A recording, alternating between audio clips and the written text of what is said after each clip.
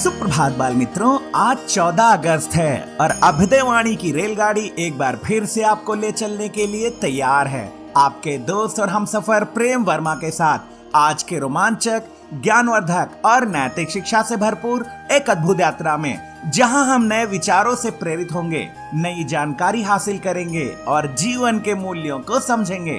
तो आइए इस सफर की शुरुआत करते हैं आज के प्रेरणादायक सुविचार से। लोग अपने कर्तव्य भूल जाते हैं लेकिन अधिकार याद रखते हैं।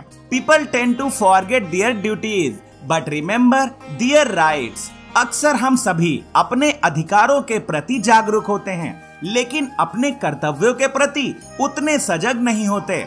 अधिकार किसी भी व्यक्ति के जीवन का आधार होते हैं। ये हमें स्वतंत्रता, समानता और न्याय जैसी मूलभूत चीजें प्रदान करते हैं। दूसरी ओर कर्तव्य हमारे सामाजिक दायित्व होते हैं। ये हमें समाज के प्रति कुछ देना सिखाते हैं। कर्तव्य निभाकर ही हम एक बेहतर समाज का निर्माण कर सकते हैं। अधिकार मांगना आसान है लेकिन कर्तव्य निभाना महानता है। यदि हम केवल अधिकार चाहें और कर्तव्य भूल जाएं, तो समाज का संतुलन टूट जाता है। सच्चा नागरिक वही है जो अपने अधिकारों के साथ साथ कर्तव्यों को भी ईमानदारी से निभाए। जब हर व्यक्ति यह संकल्प लेगा कि वह अपने हिस्से की जिम्मेदारी निभाएगा, तभी हम एक आदर्श और सशक्त राष्ट्र का निर्माण कर सकेंगे। अभ्युदयवाणी में अब जानते हैं आज का अंग्रेजी शब्द जो है हार्मनी, HARMONY। हार्मनी का अर्थ होता है सामंजस्य, मेल मिलाप, एक ऐसी अवस्था जिसमें अलग अलग तत्व, विचार या लोग संतुलन, एक रूपता और शांति के साथ साथ साथ हों। यह व्यक्तिगत, सामाजिक और प्राकृतिक जीवन सभी के लिए महत्वपूर्ण है। वाक्य प्रयोग: living in harmony with nature is essential for a healthy life. प्रकृति के साथ सामंजस्य में रहना एक स्वस्थ जीवन के लिए आवश्यक है। अब आगे बढ़ते हैं इस सफर में और आनंद लेते हैं आज की पहेली का। ऐसी कौन सी चीज है जो खाने से पहले नहीं दिखती? इस पहेली का जवाब है ठोकर, जिसे खाकर हमें सीख मिलती है। अब अगला स्टेशन है आज का इतिहास। इतिहास हमें अतीत से सीखने और वर्तमान को बेहतर बनाने का मौका मिलता है। आइए इतिहास के पन्नों में आज 14 अगस्त की कुछ प्रमुख घटनाओं पर नजर डालें। 14 अगस्त सन 1862 को बंबई उच्च न्यायालय, वर्तमान मुंबई उच्च न्यायालय की स्थापना हुई। यह न्यायालय ब्रिटिश शासन के दौरान स्थापित किया गया था और इसने भारतीय न्यायपालिका की नींव रखी, जो आगे चलकर न्यायिक व्यवस्था के विकास में महत्वपूर्ण साबित हुई। सन 1862 में ही आज ही प्रसिद्ध अफ्रीकी अमेरिकी जीव विज्ञानी अर्नेस्ट एवरेस्ट जस्ट का जन्म हुआ था, जिन्होंने कोशिका जीव विज्ञान में महत्वपूर्ण योगदान दिया। सन 1945 में आज ही जापान ने द्वितीय विश्व युद्ध में आत्मसमर्पण की घोषणा की, जिसके बाद 15 अगस्त को औपचारिक रूप से युद्ध समाप्त हुआ। सन 1947 में आज ही भारत के विभाजन के साथ ही पाकिस्तान एक नए राष्ट्र के रूप में अस्तित्व में आया। यह दिन भारत में स्वतंत्रता की पूर्व संध्या के रूप में भी जाना जाता है। यह विभाजन धार्मिक आधार पर हुआ था, जिसके कारण व्यापक सांप्रदायिक दंगे, बड़े पैमाने पर पलायन और लाखों लोगों की मौत हुई थी। सन 1958 में आज ही फ्रांसीसी भौतिक शास्त्री और रसायन शास्त्री फ्रेडरिक जूलियट क्यूरी का निधन हुआ था, जिन्हें रेडियोधर्मिता के क्षेत्र में उनके योगदान के लिए जाना जाता है। सन 1969 में आज ही जर्मन टेनिस खिलाड़ी स्टेफी ग्राफ का जन्म हुआ था। उन्होंने अपने करियर में 22 ग्रैंड स्लैम खिताब जीते, जो टेनिस जगत के सबसे बड़े और प्रतिष्ठित टूर्नामेंट माने जाते हैं।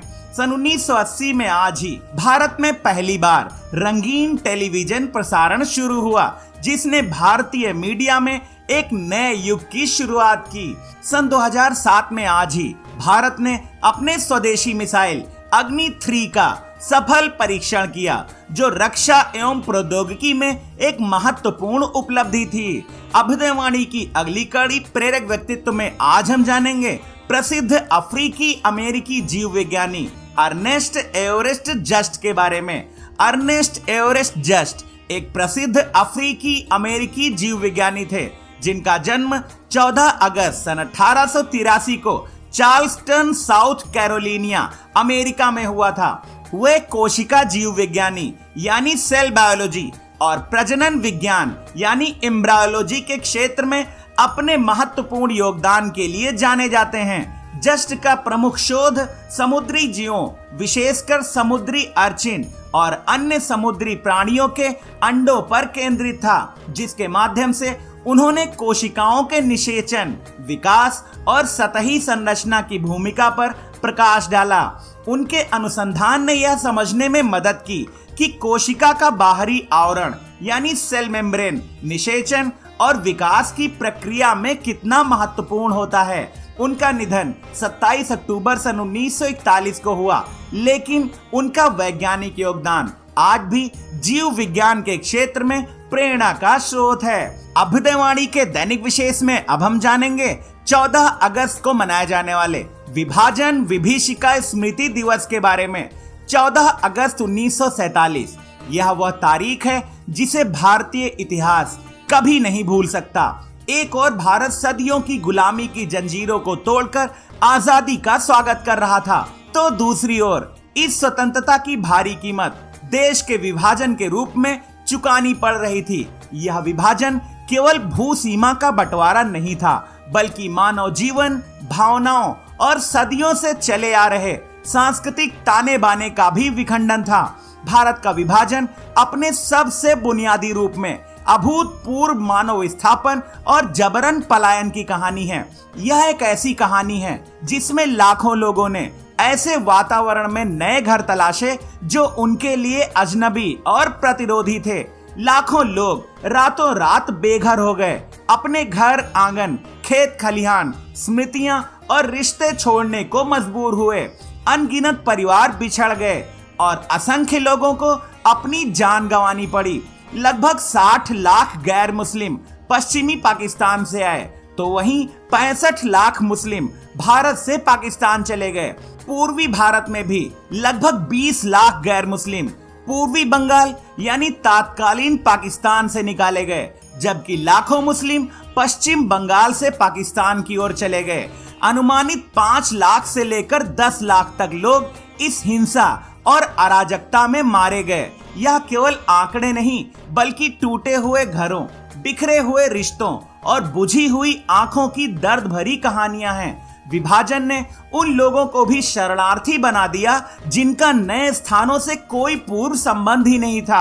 भाषा, संस्कृति, परंपराएं सब अलग थीं, फिर भी उन्होंने अदम्य साहस और धैर्य के साथ अपनी जिंदगी नए सिरे से बसाई। विभाजन की यह विभीषिका हमें न केवल उस दौर के दर्द और बलिदान की याद दिलाती है, बल्कि यह भी सिखाती है कि एकता, सह अस्तित्व और मानवता की रक्षा कितनी आवश्यक है। इस दिन हम उन लाखों भारतवासियों को शत शत नमन करते हैं जिन्होंने विभाजन के दौरान अपने प्राण गंवाए और विस्थापन का असहनीय दर्द झेला। अभ्युदयवाणी के अंतिम पड़ाव पर अब सुनते हैं आज की प्रेरणादायक बाल कहानी, जिसका शीर्षक है हर चुनौती में एक अवसर छिपा होता है। एक राज्य में एक राजा रहता था। राजा अपने राज्य के लोगों की परीक्षा लेना चाहता था। एक दिन उसने सुबह सुबह सड़कों के बीच एक बड़ा सा पत्थर रखवा दिया। अब सड़क से जो कोई भी गुजरता उसे पत्थर के कारण बहुत परेशानी होती, लेकिन कोई भी पत्थर हटाने की कोशिश नहीं कर रहा था। राजा छुपकर सब कुछ देख रहा था।